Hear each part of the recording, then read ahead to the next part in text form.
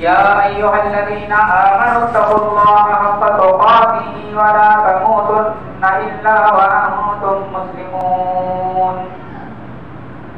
يا أيها الناس اتقوا ربكم الذي خلقكم من نفس واحدة وخلق منها زوجها وبث منهما رجالا كثيرا ونساء واتقوا الله الذي تساءلون به والأرحام إن الله كان عليكم رقيبا. يا أيها الذين آمنوا اتقوا الله وقولوا قولا سديدا يصلح لكم أعمالكم ويغفر لكم ذنوبكم ومن يطع الله ورسوله فقد فاز فوزا عظيما. أما بعد فإن خير الحديث كتاب الله وخير الهدي هدي محمد صلى الله عليه وسلم وشر الأمور محدثاتها وكل محدثة بدعة وكل بدعة ضلالة وكل ضلالة في النار. أعوذ بالله السميع العليم من الشيطان الرجيم. بسم الله الرحمن الرحيم. لقد كان في رسول الله أسوة حسنة. لقد كان لكم في رسول الله أسوة حسنة لمن كان يرجو الله واليوم الآخر وذكر الله كثيرا. رب اشرح لي صدري ويسر لي أمري واحلل عقدة من لساني يفقهوا قولي رب زدني علما. محترم حاضرین جمعہ، اسلامی بھائیوں، نوجوان ساتھیوں، بزرگوں، پردہ نشین اسلامی ماں اور بہنوں، قرآن کریم کی ایک آیت کریمہ تلاوت کی گئی ہے. اس آیت پاک کے اندر اللہ تبارک و تعالی ارشاد فرماتا ہے لقد كان لكم في رسول الله أسوة حسنة. البتہ تحقیق کہ نبی کریم صلی اللہ علیہ وسلم کی زندگی میں تمہارے لیے نمونہ اور آئیڈیل، یعنی پیارے رسول کی زندگی اگر ہم اپنا لیں اور اس کا عکس بن جائیں تو قیامت کی صبح تک ہمیں نبی کریم صلی اللہ علیہ وسلم کی زندگی میں آئیڈیل اور نمونہ ملتا جائے گا، کہیں اور جانے کی ضرورت نہیں پڑے. حضرات گرامی، نبی کریم صلی اللہ علیہ وسلم کی زندگی کا مطالعہ کیا جائے تو زندگی میں، آپ کی زندگی میں زندگی کے ہر گوشے پائے جاتے ہیں. جس گوشے کو بھی تلاش کرنا چاہیں اللہ کے نبی صلی اللہ علیہ وسلم کی زندگی میں موجود ہے. آج کی اس خطبہ جمعہ میں ہم نبی کریم صلی اللہ علیہ وسلم کی زندگی سے یہ اخذ کرنا چاہیں گے کہ آیا نبی کریم صلی اللہ علیہ وسلم ایک شہری بن کر کے کیسے رہتے، یعنی نبی کریم صلی اللہ علیہ وسلم بھی لوگوں کے ساتھ ملتے تھے، لوگوں کے ساتھ رہتے تھے، آپ کا ملن جلن ہوا کرتا. آپ کا یہ حسن معاشرت کا کیا طریقہ ہے؟ تو پہلی بات یاد رکھیں، ایک اچھی شہری زندگی گزارنے کے لیے دو باتوں کی ضرورت پڑتی ہے. پہلی چیز اپنی ذات کی اصلاح. اچھے شہری بننا چاہتے ہیں، اپنی اصلاح کریں، اپنے اندر خوبی لے آئیں. اور دوسری چیز اپنے شہر والے، اپنے علاقے والوں کے ساتھ اچھا سلوک کریں. ان دو چیزوں کا سب سے بڑا اور سب سے زیادہ عمل دخل ہماری شہری زندگی کو بہترین بنانے. آئیے نبی کریم صلی اللہ علیہ وسلم کو دیکھیں. آپ صلی اللہ علیہ وسلم ان دو چیزوں کا عملی نمونہ تھے. آپ سب سے پہلے اپنی اصلاح کرتے تھے. اللہ کے نبی صلی اللہ علیہ وسلم تمام تر عیوب سے، तमाम तर नकाइस से पाक थे। अल्लाह के नबी सल्लल्लाहु अलैहि वसल्लम ने अपनी सीरत के जरिए से हमें ये तालीम दी, अच्छे शहरी बनना चाहते हो तो अपनी गुफ्तगू का अंदाज मीठा रखो, अपनी बातचीत का अंदाज मीठा रखो।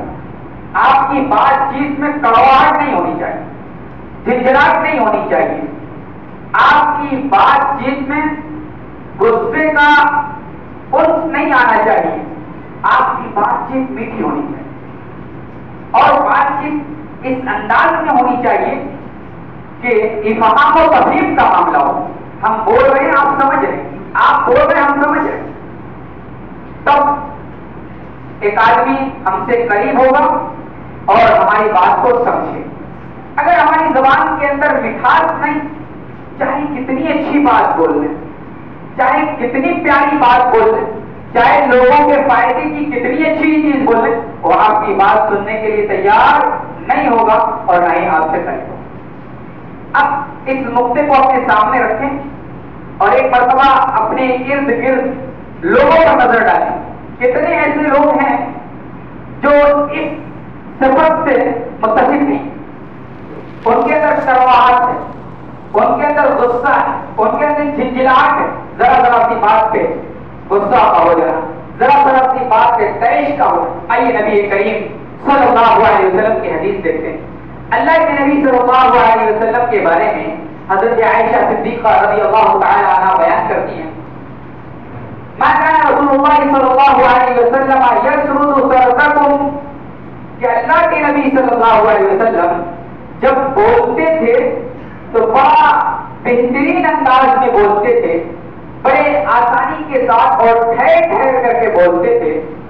और आगे अल्लाह के नबी सल्लल्लाहु अलैहि वसल्लम की ज़ौजा मुतहरा बयान करती हैं कि अल्लाह के नबी बीच बीच में कलाम करते करते ठहर जाते और इस तरह ठहरते कि गोया लोग आपकी बात को हिफ्ज़ कर लें, आपकी बात को याद करें। तो नबी की बात का, नबी के गुफ्तगू का ये अंदाज कि आप ठहर ठहर करके समझाने के मूड में बात किया करते थे, बड़ी रवानी और तेजी के साथ नहीं बात। इस हदीस को सामने रखें, अल्लाह के नबी सल्लल्लाहु अलैहि वसल्लम ठहर करके इस तरह बात करते थे कि लोग समझ जाएं। अब एक और हदीस आपके साथ हज़रत आयशा रज़ियल्लाहु तआला अन्हा बयान करती हैं, मा कान रसूलुल्लाह सल्लल्लाहु अलैहि वसल्लम युहद्दिसु हदीसन लाअहसाहु, बुखारी की रिवायत है।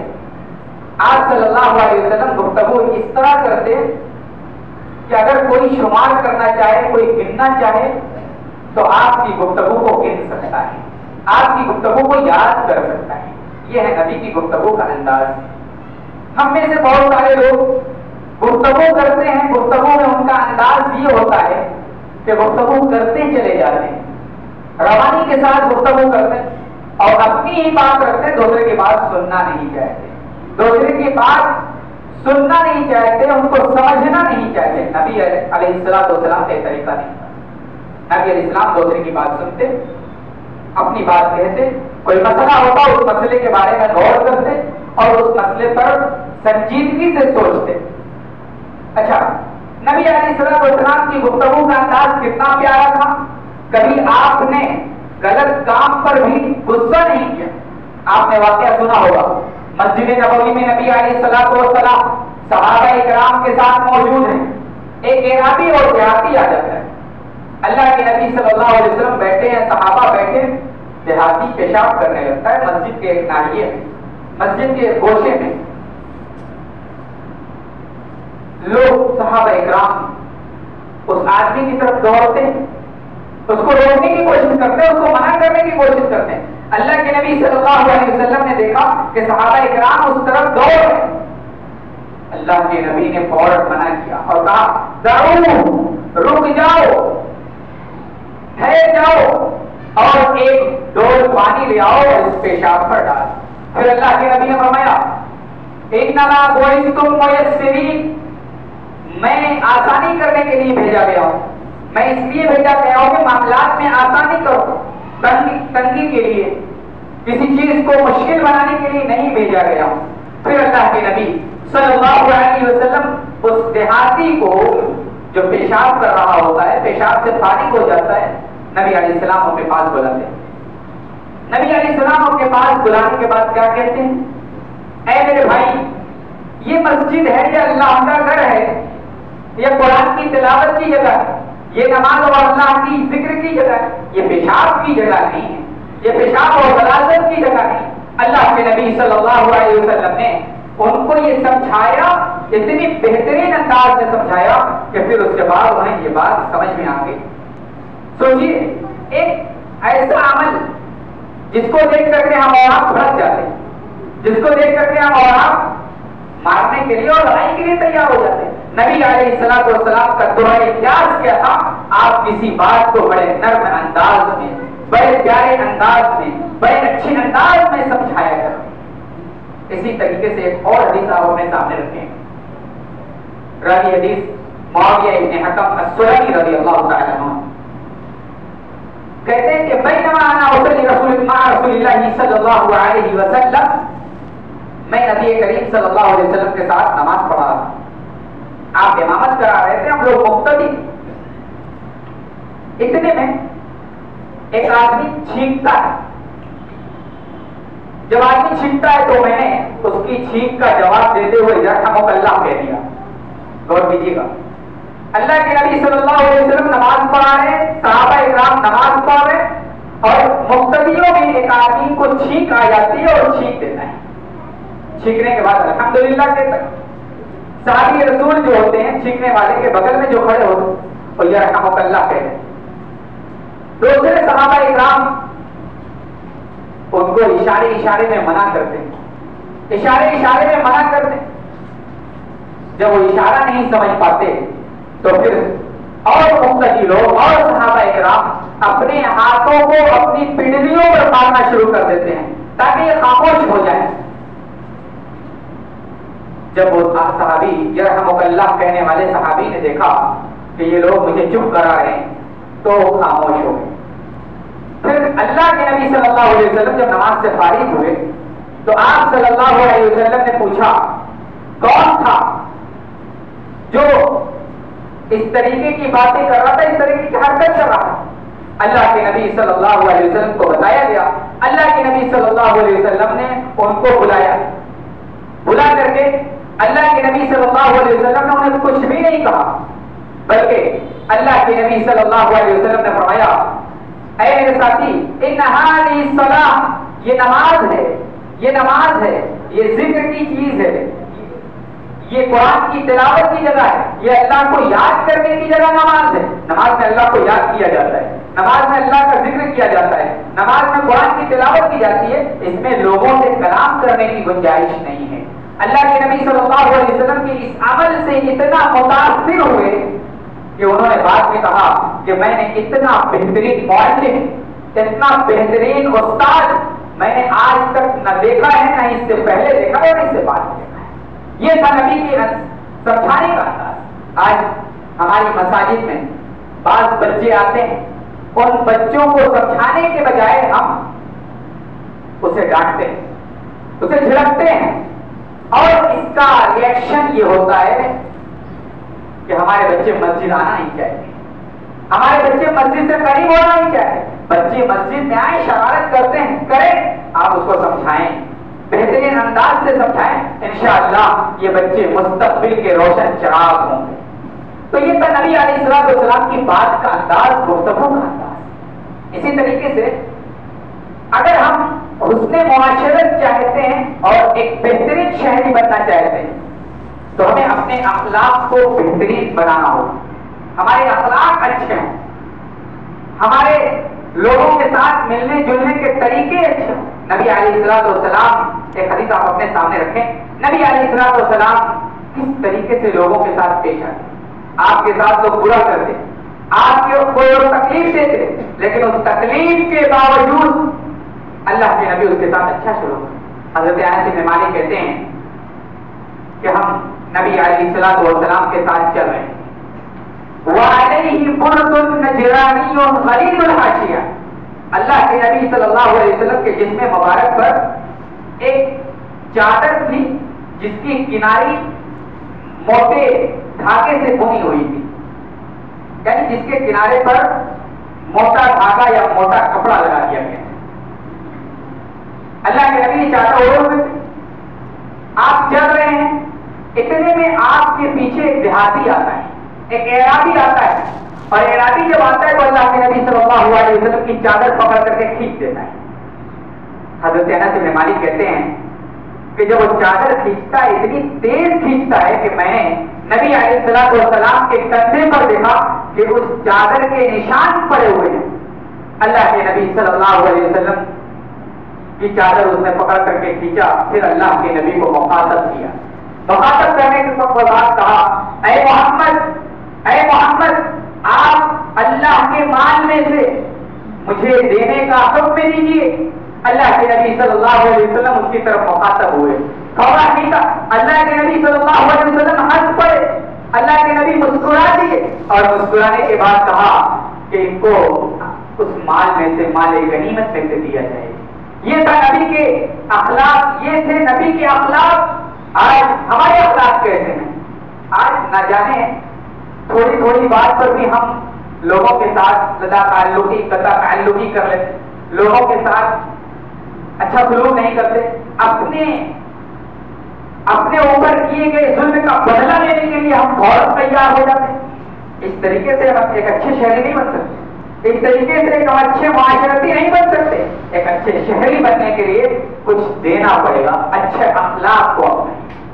اسی طریقے سے ایک اچھے شہری بننا چاہتے ہیں تو نبی علیہ الصلوۃ والسلام کی زندگی پڑھیے.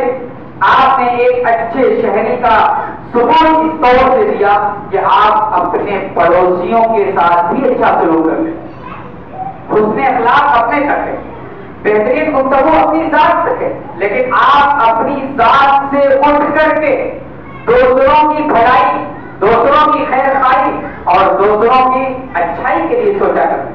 اللہ کے نبی صلی اللہ علیہ وسلم پڑوسیوں کے ساتھ کیسا سلوک کرتے؟ ایک اچھے شہری, ایک ذمہ دار شہری, ایک غیور شہری کی علامت یہی ہے کہ اپنے ارد گرد پاس پڑوس علاقے کے لوگوں پر غور کرے. آیا بھوکا تو نہیں مر رہا, آیا اس کے کاروبار بند تو نہیں, آیا اس کے بچے کے لیے کھانے پینے کا انتظام ہے کہ نہیں. کبھی ہم نے غور کیا؟ ہم تو پکڑ مست ہو کر کے کھا کر کے خواب میں غفلت دیے رہے, رضائی اوڑھ کر جا رہے ہیں, سو جاتے ہیں, گرمی میں ایسیاں چلا کر کے سو جاتے ہیں. اس غریب پڑوسی جو رات کو بغیر کھائے سوتا ہے, رات کو بغیر کھائے بھوکا سو رہا ہوتا ہے, بھوک کی وجہ سے اسے نیند نہیں آتی, بھوک کی وجہ سے وہ سو نہیں پاتا, اس کے بچے بھی بلاتے, اس کے بچے روتے ہیں, لیکن ہمیں اپنے پڑوسی کا خیال نہیں. نبی علیہ الصلوۃ والسلام کی حدیث اپنے سامنے رکھو. آپ علیہ الصلوۃ والسلام نے فرمایا, ما زال جبریل یوصینی, حضرت جبریل اللہ کے نبی صلی اللہ علیہ وسلم کو برابر وصیت کر رہے ہیں, برابر وصیت کر رہے ہیں. کس تعلق سے؟ پڑوسی کے تعلق سے. حتی ظننت انہ سیورثہ, کتنی بڑی بات اللہ کے نبی نے کہہ دی. اتنی بار حضرت جبریل نے پڑوسیوں کے تعلق سے باتیں بتائی, پڑوسیوں کے حقوق کو بیان کیا کہ میں گمان کرنے لگا, مجھے ایسا فیل ہونے لگا. حتی ظننت انہ سیورثہ, کہ کہیں ہماری جائیداد میں, ہمارے مال میں ہمارے پڑوسی کو حصے دار نہ بنا دیا. سوچیے, اگر پڑوسی کو حصے دار بنا دیا جاتا تو پھر ہماری تو کھٹیا کھڑی ہو جاتی. آج ہمیں اپنے بھائی کا حصہ دینے, اپنی بہن کا حصہ دینے میں تو ہم ان کا حصہ نہیں دے پاتے. سوچیے, آج جن کا حصہ ہے ان کا حصہ دینے میں ہم کتریاتے ہیں. نبی علیہ الصلوۃ والسلام کہتے ہیں کہ جبریل علیہ الصلوۃ والسلام نے پڑوسیوں کے تعلق سے, پڑوسیوں کے ساتھ اس میں سلوک کے تعلق سے اتنی بار ہم سے گفتگو کی کہ ہمیں گمان ہونے لگا کہ کہیں پڑوسیوں کو حصہ دار نہ بنا دیا جائے, پڑوسیوں کو ہماری جائیداد میں شریک نہ کر دیا جائے. یہ ہے پڑوسی کے ساتھ اس میں سلوک. اللہ کے نبی کی ایک دوسری حدیث آپ پڑھیں. اللہ کے نبی صلی اللہ علیہ وسلم نے فرمایا, من کان یؤمن باللہ والیوم الآخر فلیکرم ضیفہ, بخاری کی روایت ہے. آپ صلی اللہ علیہ وسلم نے فرمایا, جو شخص اللہ اور اس کے رسول پر ایمان رکھتا ہے, اللہ اور اس کے رسول پر یقین رکھتا ہے, فلیکرم یکرم ضیفہ، اسے چاہیے کہ اپنے پڑوسی کا اکرام کرے، اپنے پڑوسی کی عزت کرے، اپنے پڑوسی کے ساتھ اچھا سلوک کرے۔ ایک اور حدیث اپنے سامنے، نبی علیہ الصلوۃ والسلام کے پاس صحابی رسول آتے ہیں اور کہتے ہیں اللہ کے نبی، محلے کی فلاں عورت جو بڑی نمازی ہے، بڑا صدقہ دیتی ہے، بڑا روزہ رکھتی ہے، نیکی کے جذبات اس کے دل میں کون کون کر کے بڑھے ہیں، لیکن اللہ کے نبی ایک چیز اس کے اندر ہے جو بڑی خراب چیز ہے۔ اے اللہ کے نبی، ایک چیز ہے جو اس کے لیے زیبا نہیں دیتی۔ اللہ کے نبی سے انہوں نے کہا، اللہ کے نبی، وہ چیز یہ ہے کہ پڑوسی کے ساتھ اس کا حسن معاشرت اچھا نہیں، بہترین سلوک نہیں، پڑوسی کو ایذا دیتی، پڑوسی کو تکلیف دیتی ہے، پڑوسی کے ساتھ اچھا سلوک نہیں کرتی۔ اللہ کے نبی صلی اللہ علیہ وسلم نے فرمایا، ہی النار، وہ جہنمی ہے، وہ جہنم میں جانے والی۔ اور پھر وہی صحابی رسول کہتے ہیں، اے اللہ کے نبی، محلے کی ایک عورت ہے جو نماز تو کم پڑھتی ہے، روزہ تو کم رکھتی ہے، صدقات و خیرات تو کم دیتی، یعنی فرائض پڑھ لیتی ہے، فرائض روزے کا اہتمام کر لیتی ہے، فرض جو صدقہ ہے یعنی زکات دے دیتی ہے، بس اتنے پر اکتفا کرتی ہے، لیکن اے اللہ کے نبی، پڑوسی کے ساتھ تو بڑا اچھا سلوک کرتی ہے، پڑوسی کے ساتھ تو بڑا بہترین برتاؤ کرتی ہے۔ اللہ کے نبی صلی اللہ علیہ وسلم نے فرمایا، ہی الجنہ، اور جنت کے اندر جانے والی، اور جنت کے اندر جائے گی۔ سوچئے، اللہ کے نبی صلی اللہ علیہ وسلم نے پڑوسی کو ایذا دینا، پڑوسی کو تکلیف دینا، پڑوسی کے ساتھ اچھا برتاؤ نہ کرنا، یہ جہنم میں جانے کی گارنٹی دی ہے، اور پڑوسی کے ساتھ اچھا سلوک کرنا کہ جنت میں جانے کی گارنٹی۔ اور یاد رکھیں، پڑوسی چاہے جیسا ہو، ہم اپنے مسلم معاشرے میں رہتے ہیں، اگر ہمارے ساتھ کوئی غیر مسلم بھی رہ رہا ہے تو پڑوسی کے ساتھ اچھا سلوک کیا جائے گا، چاہے وہ غیر مسلم کیوں ہو، چاہے یہودی اور نصرانی کیوں، کوئی بھی ہو، کسی بھی پڑوسی کے ساتھ اچھا سلوک کیا جائے گا، یہ جائے کہ مسلمان ہو۔ اور ہم سب مسلمانوں کے ساتھ رہتے ہیں اور ہمارے پڑوس میں مسلمان رہتا ہے، لیکن اس کے ساتھ ہمارا بد بناؤ نہیں ہوتا، ہمارا اس کے ساتھ اچھا حسن معاشرت نہیں ہوتا۔ سوچیے اور غور کیجیے اپنا جائزہ، ہم کیسے ایک اچھے شہری بن پائیں؟ ایک اچھے شہری بننے کے لیے ہمیں اور بھی بہت ساری چیزوں کا خیال رکھنا پڑے گا۔ ہمیں نبی علیہ الصلوۃ والسلام کی سیرت کا مطالعہ کریں۔ اللہ کے نبی صلی اللہ علیہ وسلم کی سیرت یہ بتاتی ہے کہ ایک اچھے شہری بننے کے لیے اپنی عورتوں کے ساتھ بھی اچھا سلوک کرنا پڑے گا، اپنی عورتوں کے ساتھ اچھا سلوک کریں۔ اللہ کے نبی نے فرمایا، خیرکم خیرکم لأہلہ وأنا خیرکم لأہلی، تم میں سے بہتر وہ ہے جو اپنے اہل و عیال کے لیے بہتر ہو، اور میں اپنے اہل کے لیے، اپنے گھر والے کے لیے سب سے بہتر ہوں۔ تو اس نے معاشرت کے لیے، بہترین شہری بننے کے لیے اپنی عورتوں کے ساتھ بھی اچھا سلوک کریں۔ اسی طریقے سے نبی علیہ الصلوۃ والسلام کی جو اور بھی باتیں ان سب کو پڑھیں۔ اپنے گھر والوں کے ساتھ نبی کیسے سلوک کیا کرتے تھے، اپنے رشتہ داروں کے ساتھ کیسا سلوک کیا کرتے تھے، ان سب کو سامنے رکھیں۔ ان سب کو جب اپنے اندر اپنائیں گے اور ان سب کا جب خلاصہ ہمارے اندر پیدا ہوگا تو ہم ایک اچھے شہری بن پائیں گے۔ اللہ تعالیٰ ہم سب کو نبی علیہ الصلوۃ والسلام کی سیرت کو اپنانے کی توفیق عطا فرما۔ اے اللہ، ہم سب کو نبی علیہ الصلوۃ والسلام کی سیرت کا عکس بنا دے۔ اے اللہ، ہم سب کو نبی علیہ الصلوۃ والسلام کا، نبی علیہ الصلوۃ والسلام کو آئیڈیل بنانے کی توفیق عطا فرما۔ اے اللہ، ہم میں سے جو نبی علیہ الصلوۃ والسلام کی سیرت، نبی علیہ الصلوۃ والسلام کی اسوہ کو پس پش ڈال دیتے ہیں، اللہ ہم سب کو نبی علیہ الصلوۃ والسلام کی سیرت سے، آپ کی زندگی سے اور آپ کے آئیڈیل، آپ کے ذات سے لگاؤ رکھنے کی توفیق عطا فرما۔ اے اللہ